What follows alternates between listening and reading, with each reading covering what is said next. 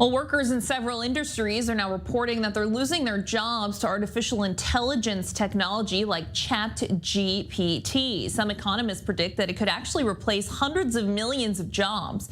Now, employees who write marketing and social media content are among the first wave of people being replaced with AI.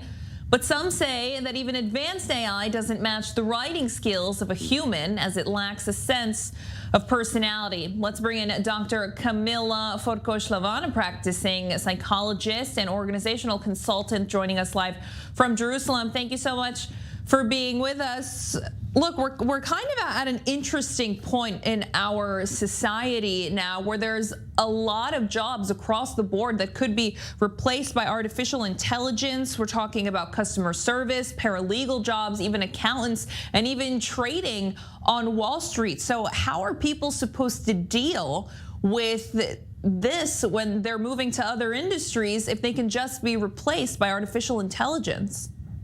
Exactly. This is a very, very good and very important question to ask, and a very brilliant topic, right? And kind of in continuation to the topics that we're talking about, AI from before, like where are we in all of this? Where's the human?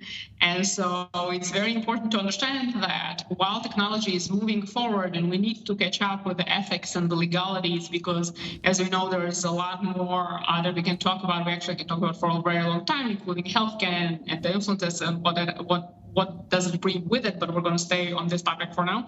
And so we already know that, for more mundane kind of jobs, different technologies were already replacing humans for quite a while, as well as financial analysis and all kinds of things like that we're already a little bit more used to. I think what's happening right now, and a little bit kind of more in your face, if you will, is that technology in general, it's kind of multiplying itself exponentially. And right now we're actually seeing the effects not only in the more mundane kind of jobs where you're like folding something or something like that, but actually in the more intellectually stimulating areas like writing, right? Which we didn't think it would be replaced or not replaced just yet. And it's happening already right now. So we don't have a choice. We need to catch up, and we need to catch up. Universities need to catch up.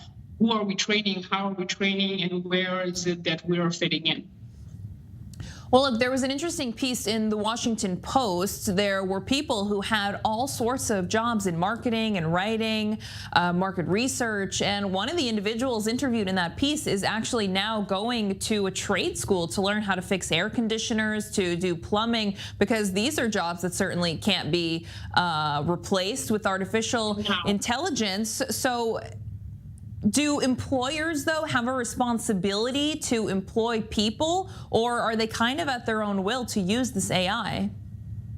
So I don't think that they necessarily have a responsibility, because that brings us again back to the very big question of like, where is then the space for technology, right? And innovation, which we are always looking for something better, for something more efficient, right? Like, for example, we have cars. No one would think even about not having cars, right? But way back when, did the employers have responsibility to use a horse and donkey and the people that know how to ride a horse and donkey, or should they be also implementing the new technology of a car or a train or whatever? Yeah. So like those questions are questions that aren't new. We've been dealing with them for generations. Again, we just need to be able to catch up. And yeah, like you're saying, plumbing, right?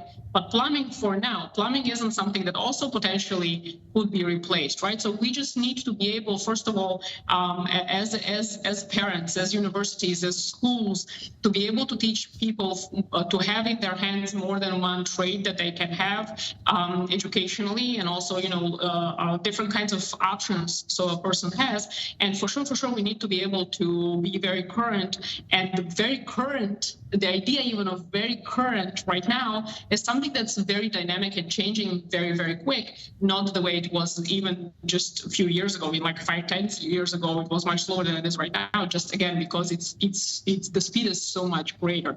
But I think that there is no need to panic. There's just need to like stop for a minute and be like, okay, what else can I learn? What else can I do? Where else is my niche that I can find? And ultimately, there always is. You just need to be able to if you're not sure where, go to somebody, career counseling, anything. There's definitely jobs, and there's plenty of them. We just need to be able to kind of be friends with technology. Dr. Camilla Forkosh-Lavan joining us live from Jerusalem. Thank you. Thank you.